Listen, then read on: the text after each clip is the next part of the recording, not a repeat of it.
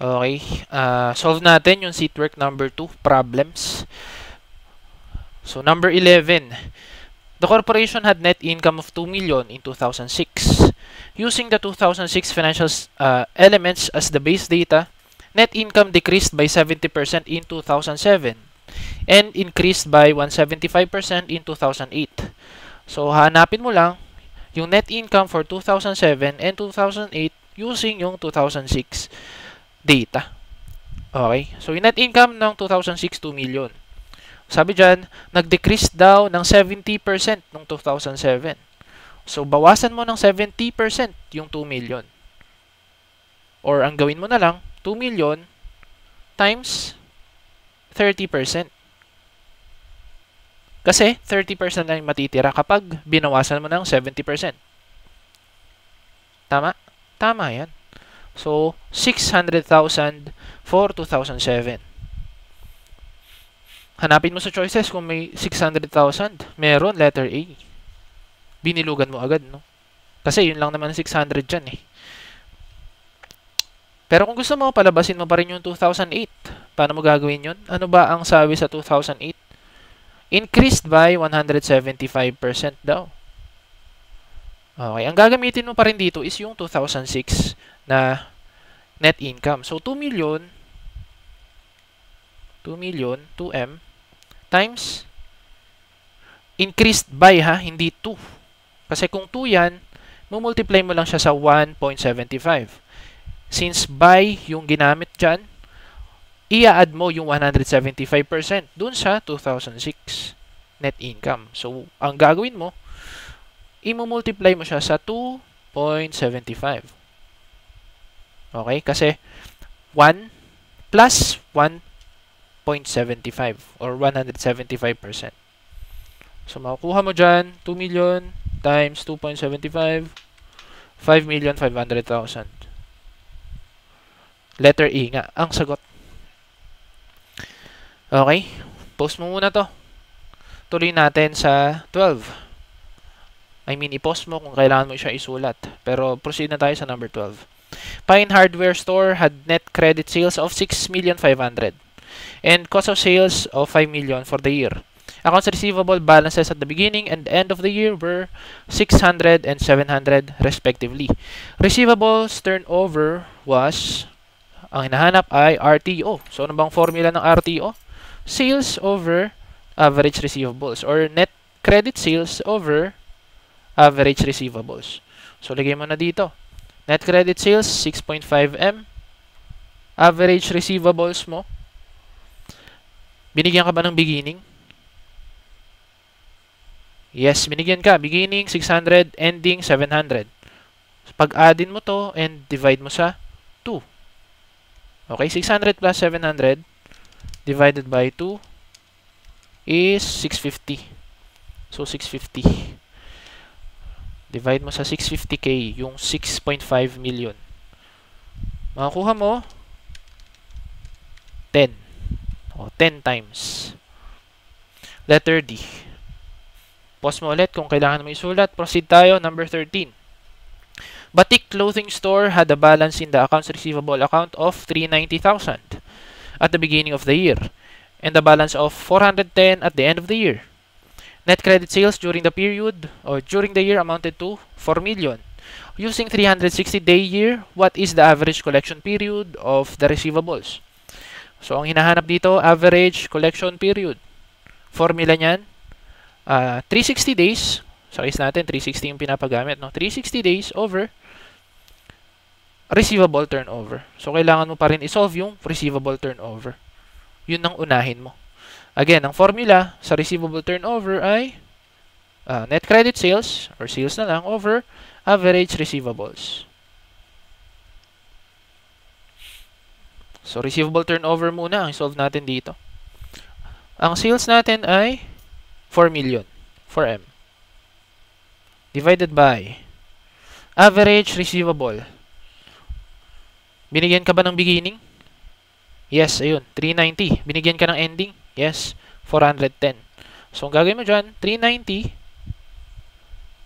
plus 410 divided by 2, makukuha mo dyan, ay 390 plus 410 divided by 2, 400. So, 4 million divided by 400, 10 ang iyong receivable turnover. Pwede mo nang i-plot dito sa ACP formula. Palitan lang natin yung kulay para makita mo. So, yung 10 na yan, lagay mo dun sa denominator ng receivable, ng average collection period. So, 360 divided by 10,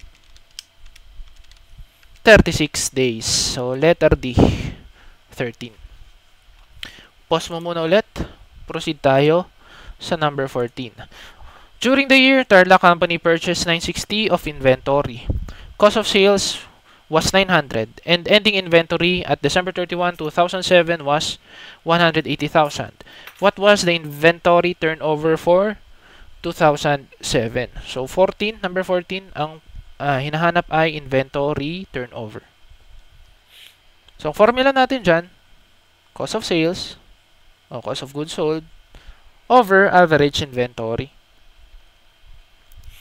Binigyan ka ba ng cost of sales? Yes, binigyan ka. 900,000. May numerator ka na, no? 900K. Binigyan ka ba ng beginning inventory? Hindi, di ka binigyan. Ang binigay sa'yo, ending inventory. 180,000. So, yung beginning inventory mo, question mark. Yung ending inventory mo, given, 180K. Divided by 2. So, ang kailangan mong gawin dyan, hanapin mo yung beginning inventory. Okay. Paano yun? Gagamit ka ng T-accounts. O yung ginamit mo sa basic accounting mo. Pantayin natin yan para hindi pangit. Yan ang inventory T-account mo. Sa debits, nandyan yung beginning. Yan yung hinahanap mo. Nandyan din yung purchases. Sa credits naman, nandyan si cost of sales. And yung ending balance, no, ng inventory dito sa debit side din. Okay, given yung ending balance, so 180, lagay mo dyan. Given ba yung purchases? Yes, given, 960. Given ba yung cost of sales? Yes. Nasaan yun? 900. Lagay mo siya dito. Masosolve mo na ba yung beginning inventory? Yes. So, ang gagawin mo dyan, ending inventory plus cost of sales less purchases. Gawin mo nga yun. 180 plus 900 minus 960, 120. Yan ba yung beginning?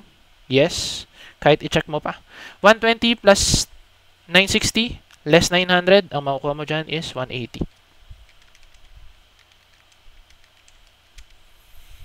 Okay, so meron ka ng beginning, 120,000. Pwede mo na ba isolve yung inventory turnover? Yes, so 900 divided by 120 plus 180 divided by 2, 150. So 900 over 150. Ang sagot natin ay 6. Letter B. Okay, post mo muna ulit kung kailangan mo siya isulat. Proceed tayo sa number 15. Selected information from the accounting records of Eternity Manufacturing Company follows.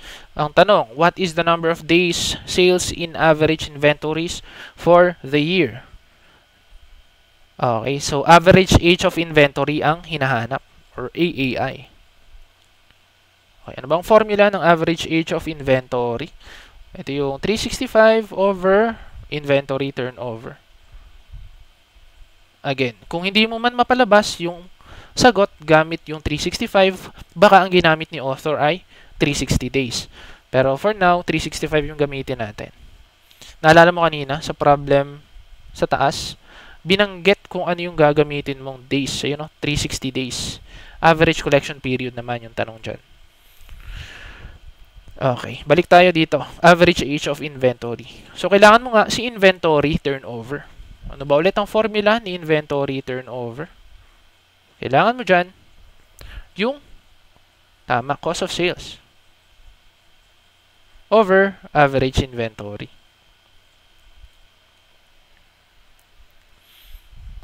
Okay, binigay ba ang cost of sales? Yes, ayun, no? 2,400,000. 2.4M. Average inventory binigay? Hindi. Pero binigyan ka ng beginning and ending, i-average mo na sila. So, dito na natin gawin. 672 plus 576. 1248, no? Divided by 2, 624. Average. So, 2.4 divided by 624, 2.4M divided by 624K, makukuha mo ay 3.8462. 4 decimal places na lang yung gamitin natin. Meron ka ng inventory turnover. Pwede mo namang gamitin yan for the formula of average age of inventory. Yes. So, ito, lagay mo lang doon sa denominator. So, 365 divided by 3.8462. Makukuha mo 94.898 or 94.9 na lang natin. Letter B. Okay. Pause mo muna ulit. Kung kailangan mo siya isulat, proceed tayo sa number 16. Brava Company reported the following on its income statement. An analysis of the income statement revealed that the interest expense was 100,000. Brava Company's times interest earned ratio was, so ang hinahanap dito ay TIE ratio. Ano ba ulit ang formula ng TIE? TIE is equal to EBIT over interest expense. Okay. Binigyan ka ba ng EBIT? Hindi. Pero binigyan ka nitong data na to. Income before taxes less income tax expense is equal to net income. Binigyan ka rin ng interest expense. Yan ba yung denominator mo? Yes. So, lagay mo na dito. Interest expense is 100,000. Numerator na lang ang kailangan mo. Okay? Which is yung EBIT. Nakita mo dito, binigyan ka income before taxes. Yan ba yung EBT? Yes. So, ano lang kulang nito para maging EBIT? Interest. So, i-add mo yung interest para magiging EBIT na siya. Earnings before interest and taxes. So, 400,000 plus 100,000. 500,000. Lagay mo na sa numerator mo. Kasi EBIT na yan. 500 divided by 100, 5 times. Letter A, number 16. Pause mo muna ulit. Proceed tayo sa number 17. Selected information for Ivano Company as of December 31 is as follows. Teka, check natin kung nagre-record. Nagre-record naman. Okay. Ivano's return on common stockholders' equity rounded to the nearest percentage point for 2007 is, so ang hinahanap ay return on equity o return on common equity. Sige, ang formula natin for return on equity is net income over common equity.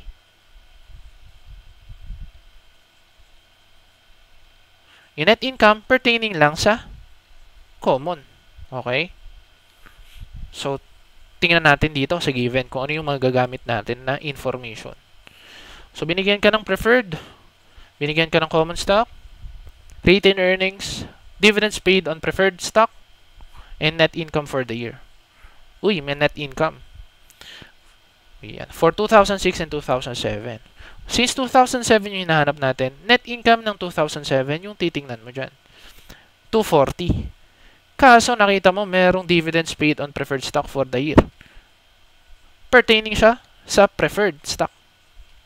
Tatanggalin mo ba yan from net income? Yes. So 240 minus 20K, 220 yung net income pertaining doon sa common equity.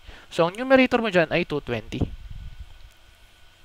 Over average common equity. Okay, average. Again, i-average mo kasi binigyan ka ng beginning and ending. And kino-compare mo net income, income statement item versus balance sheet item.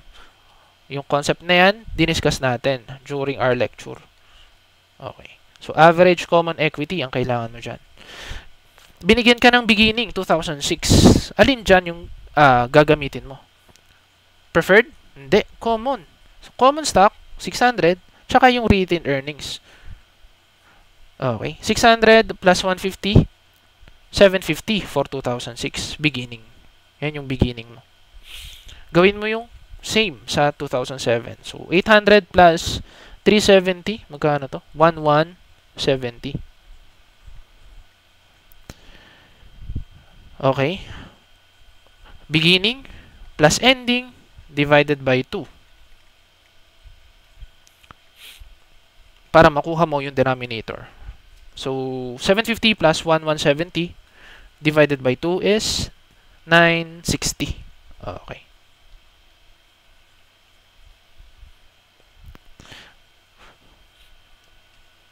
Yan na ba yung denominator mo? Yes. So, lagay mo na siya dito. 960. 220 divided by 960.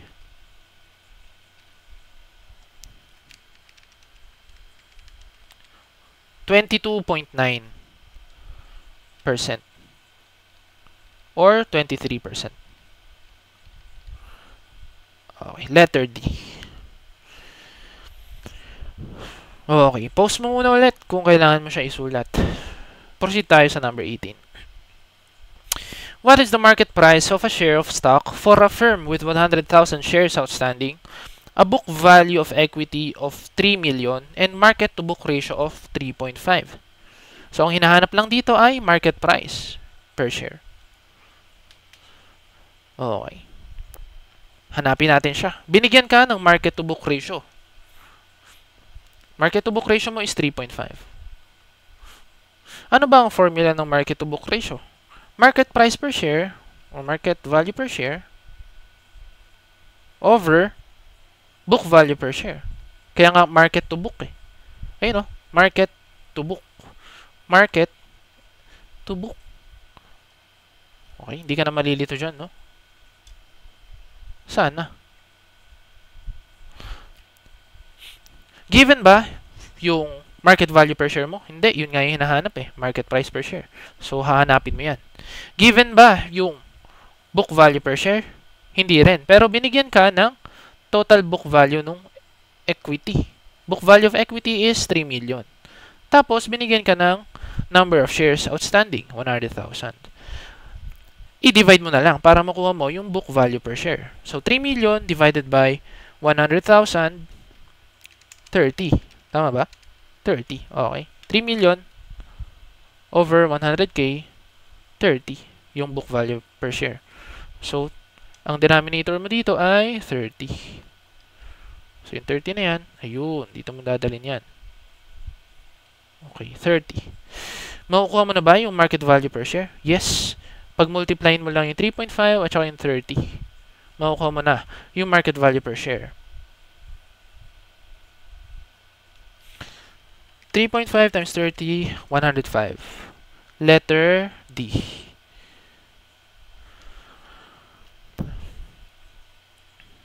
Okay, pause mo muna ulit kung kailangan mo isulat. Proceed tayo sa number 19. Orchard Company's capital stock at December 31 consisted of the following. May given, okay? Then, Orchard's common stock, which is listed on a major stock exchange, was quoted at 4 per share on December 31. Orchard's net income for the year ended December 31 was 50,000. The yearly preferred dividend was declared. No capital stock transactions occurred. What was the price to earnings ratio on Orchard's common stock at December 31? So, ang hinahanap dito ay PE ratio. Okay? So, ang formula niyan ay price per share over earnings per share. Given ba yung price per share? Yes, ayun no. 4 per share. So, meron ka ng numerator. Given ba yung earnings per share? Hindi. Okay, so hahanapin mo yung earnings per share. Ano ba ang formula ng earnings per share? Tama, no? Net income over number of shares. Okay. So, magkano yung net income natin? Net income for the year ended was 50. Ayun, 50K. Ilang shares daw yung outstanding? Common stock, ayun, nasa taas oh. Nasa bullet number 1. Common stock to par value, 100,000 shares outstanding. So divide mo sa 100,000.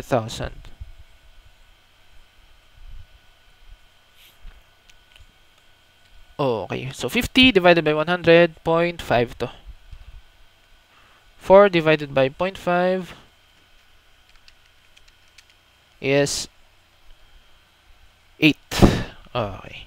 So the answer is letter B, 8 to 1. Pause mo muna ulit. Number 20 tayo. The board of directors is dissatisfied with last year's return on equity of 15%.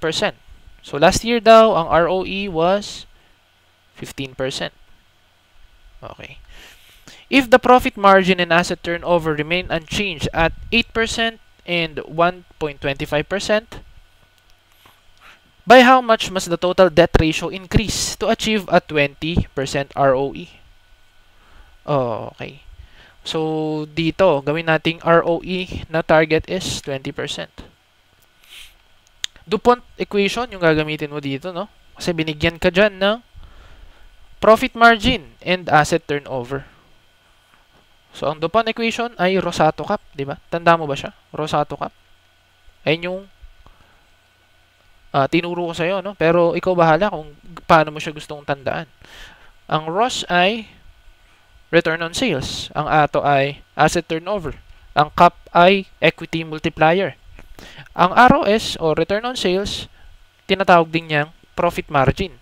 So, yung profit margin dito, ROS din yan. Return on sales din yan. Given ba? Yes, ayun o, 8%. Times asset turnover. Given din, 1.25. Equity multiplier. Given ba? Hindi. Hanapin mo siya. So, X or question mark na lang para hindi ka malito.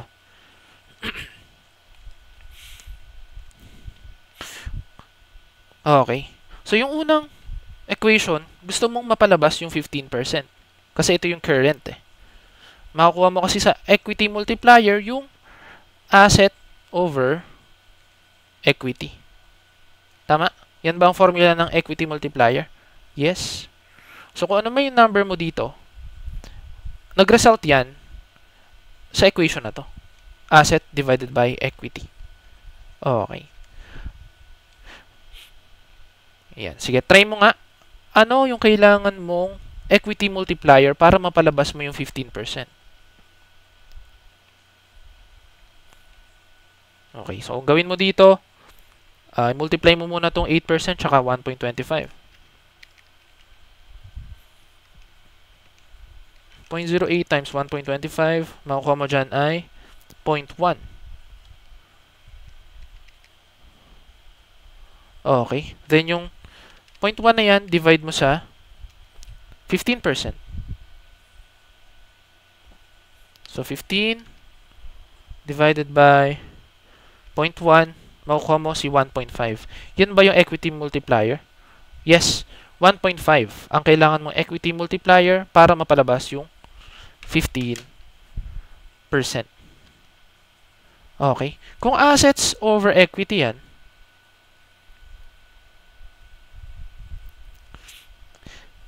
pwede mo bang i-assume na yung opposite niyan is yung assets over liability?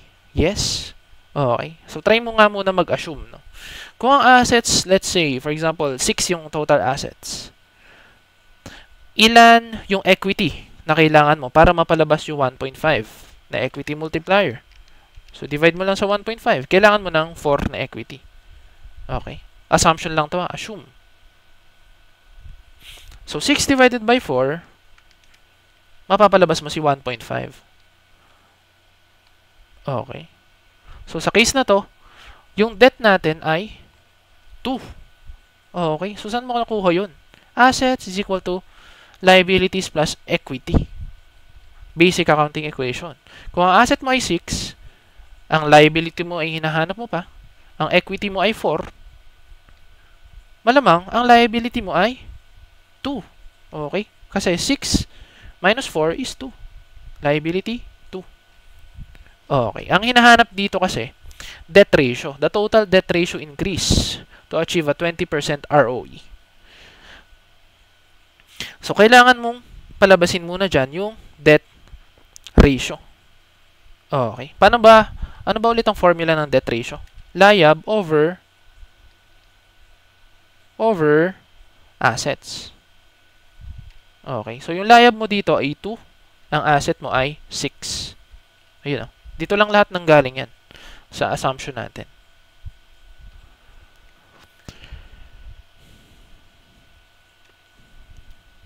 So, ang debt ratio natin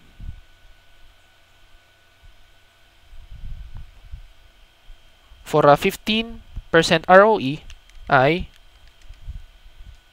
0.33333. Repeating yan. Okay. Nakuha mo yung debt ratio para mapalabas yung 15%. Ngayon, gawin mo yung the same. Pero, 20% yung gusto mong palabasin.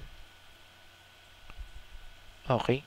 Sabi dyan, remain unchanged daw. Magre-remain unchanged yung profit margin and yung asset turnover. So, 8% times 1.25% pa rin yan. Times question mark, yung equity multiplier. So, sinolve mo na to kanina, nakuha mo 0.1. Divide mo ngayon. 20% divided by 0.1. Makukuha mo ay 2. Okay. So, 2 yung magiging equity multiplier mo this time. Okay. Sulat lang natin dito 2. Paano nakuha yung 2? Ito lang. 20% divided by 0.1. So, ito yun. Okay? Yan.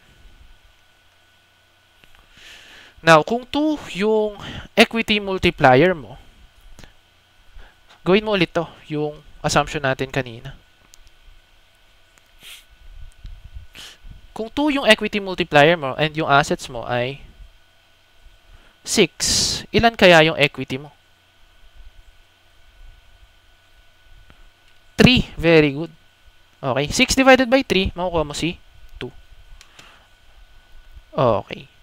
So, kung 3 ang equity mo, ilan kaya ang liability mo? 3 din. Very good. Okay. Nakukuha mo na? Nakukuha mo na yan. Now, tingnan mo. Pwede mo na isolve yung debt ratio for a 20% ROE. Okay. Gawin mo lang ulit itong formula na to. Liab over assets. So, yung liab mo dito ay 3. Total assets mo ay 6. Debt ratio mo ay 0.5. Okay. So, ilang percent yung in-increase? Kung dati ay 0.33 yung debt ratio, naging 0.5. Tama. 50%. So, try mo 0.33 times 1.5. Dapat makuha mo dyan ay 0.5 or 50%. Nakuha mo ba? Makukuha mo yan. Very good.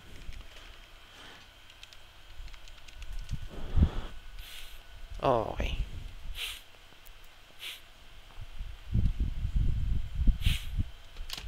Sige. So, ang sagot ay increase by 50%. Letter D.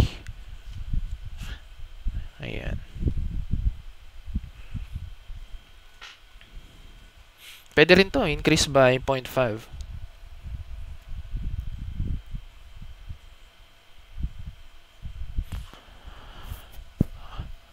Okay.